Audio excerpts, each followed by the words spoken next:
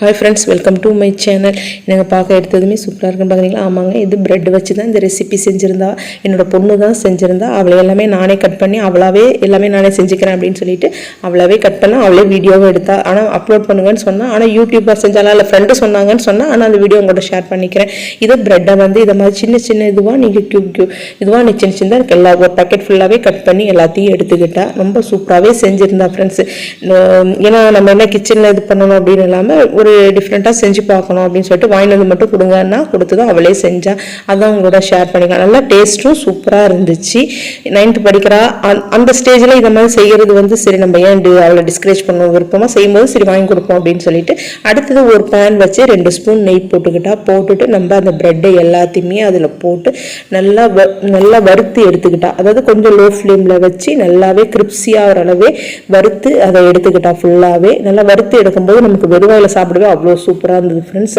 நல்லா டேஸ்ட்டாக நல்லாவே இருந்துச்சு. நல்லா ஃபுல்லாக அவ்வளோ என்ன சொல்கிறது, நீங்கள் இந்த டைப்பில் செஞ்சு பாருங்கள், ரொம்ப சூப்பராகவே இருந்துச்சு. வந்து ஆனியன் தக்காளி எல்லாமே அவளே கட் பண்ணிட்டா. அடுத்தது பிரெட்டை ரோஸ்ட் பண்ணி எடுத்து வச்சுட்டு திரும்பி அதே கடாயில் 2 ஸ்பூன் நெய் போட்டுட்டு ஃபஸ்ட்டு வந்து கடுகு உளுத்தம்பருப்பும் போட்டு தாளிச்சா. கடுகு நல்லா போட்டு இது பண்ணதுமே பொரிஞ்சதும் அடுத்தது உளுத்தம்பருப்பும் போட்டால். உளுத்தம்பருப்பு கொஞ்சம் அதிகமாக போட்டால் 2 ஸ்பூன் அளவு போட்டால் அது அங்கங்கே நமக்கு சாப்பிடும் போது கடிப்படும் போது நல்லாவே இருந்துச்சு நமக்கு டேஸ்ட்டாக. அதை மாதிரி நீங்களும் செஞ்சு பாருங்கள்.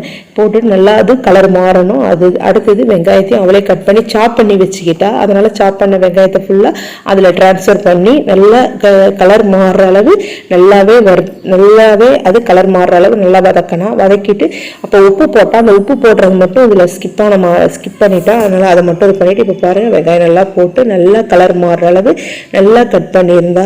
என் பொண்ணு செய்யும்போது நான் சொன்னேன் ஏதோ சுட்டுக்காத வேணும் சொல்லிட்டு இல்லை நான் பார்த்துக்கிறேன் நல்லாவே செஞ்சுருந்தா. அடுத்து தக்காளி பழம் 2 தக்காளி பழத்தையும் நல்லா பொடியாக கட் பண்ணியிருந்தா. அவ்வளோ சூப்பராக செஞ்சுருந்தா. அதையும் போட்டு கட் பண்ணி அதையும் அதில் ஆட் பண்ணிவிட்டு அதையும் நல்லா கலர் நல்லா அந்த ஜூஸ் வெளியே வர்ற அளவு அதையும் சுருள நல்லாவே வதக்கிற வரைக்கும். ஆனால் அடுப்பு என்ன லோ ஃப்ளேமில் வச்சாதான் கலர் மாறாமல் இருக்கும்னு சொல்லியிருந்தேன். அதனால் லோ ஃப்ளேமில் வச்சே தான் செஞ்சா ஃப்ரெண்ட்ஸ். நல்லாவே செஞ்சுருந்தா. அடுத்தது காரத்துக்கு சில்லி தூள் சேர்த்துருந்தா. நல்லாவே நல்லா இருந்துச்சு. அந்த இது போதும், அதுக்கு மேலே காரம் வேண்டாம் அப்படின்னு சொல்லிட்டு காரம் கொஞ்சம் வாசனைக்கு கொத்தமல்லி தூளும் போட்டிருந்தா, கரம் மசாலாவும் போட்டிருந்தா. ஆனால் இஞ்சி பூண்டுலாம் எதுவும் போடாமல் நல்லா வதக்கலாம். லோ ஃப்ளேமில் வச்சு நல்லா வதக்கவே நமக்கு வெங்காயம் நல்லா வதங்கினாலே ஒரு டேஸ்ட் வரும் இல்லையா. நல்லா சூப்பராக இருந்துச்சு. அடுத்தது கொஞ்சமாக கொத்தமல்லி தூள் கொஞ்சமாக போடுறா பாருங்களா. அந்த கொஞ்சமாக ஒரு மசாலா வாசனைக்காக கொத்தமல்லி தூள் கொஞ்சம் போட்டு அதையும் நல்லா சுருள ரொம்ப நேரம் வதக்கின பிறகு தான் இந்த தொக்கு பதம் மாதிரி வந்துச்சு பாருங்கள். இந்த பதம் வர்ற வரைக்குமே லோ ஃப்ளேமில் வச்சு வதக்கிக்கிட்டே தான் இருந்தால் லைட்டாக இந்த பச்சை ஸ்மெல்லு தனி மிளகாய் தூள் கொத்தமல்லி தூளோட பச்சை ஸ்மெல்லு போட்டோன்னு சொல்லிட்டு லைட்டாக தண்ணியை தெளித்து அப்படியே லைட்டாக அந்த தண்ணி இழுக்கிற வரைக்கும் வச்சுருந்தா. அடுத்தது இப்போ கொஞ்சமாக கரம் மசாலா தூள் அதில் சேர்க்குறா போட்டு அதையும் நல்லா வதக்கிட்டு இதில் உப்பு போட்டது மட்டும் ஸ்கிப் ஆகிடுது. நீங்கள் உப்பு போட்டுக்கோங்க. இப்போ கொத்தமல்லி தழையை நல்லா பொடியாக கட் பண்ணி வச்சுருந்தா அதையும் அதில் போட்டு நல்லா மிக்ஸ் பண்ணிவிட்டு அடுத்தது நம்ம ஏற்கனவே ப்ரெட்டை கட் பண்ணி வச்சுருந்தோம் இல்லையா, ரோஸ்ட் பண்ணி அந்த ப்ரெட்டை ஃபுல்லாகவே அதில் சேர்த்து ஃபுல்லாக கிளறி இறக்கிட்டா. அவ்வளோ டேஸ்ட்டாக சூப்பராக இருந்தது ஃப்ரெண்ட்ஸ். இதுமாதிரி ஸ்கூலுக்கு வரும்போது நம்மளே ஒரு நாளைக்கு பிள்ளைங்களுக்கு செஞ்சு கொடுக்கலாம் போல இருக்குது. அவ்வளோ டேஸ்ட்டாக நல்லாவே இருந்துச்சு. நீங்களும் இதை மாதிரி செஞ்சு பாருங்கள், நல்லாவே இருக்கும். நான் நெய்யில் அவள் ரோஸ்ட் பண்ணதுமே டேஸ்ட்டாக இருந்துச்சா, நாங்கள் அதிலே பாதியை சாப்பிட்டுட்டோம்.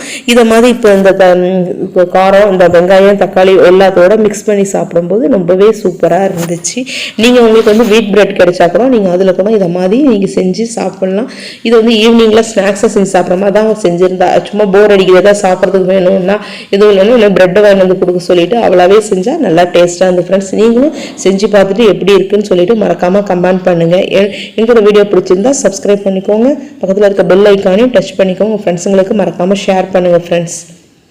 இதை மாதிரி போட்டுட்டு அதில் அந்த வெங்காயம் தக்காளி எல்லா இடத்துலையும் படுற மாதிரி நல்லா வதக்கி எடுத்தா. நல்லா ஏன்னா அந்த காரம் எல்லா இடத்துலையும் பிரெட்டில் படணும் இல்லையா, அதனால எல்லா இடத்துலையும் படுற மாதிரி இதை மாதிரி வதக்கி எடுத்தால் நமக்கு சூப்பரான பிரெட் ரெசிபி ரெடி ஆயிடுது ஃப்ரெண்ட்ஸ்.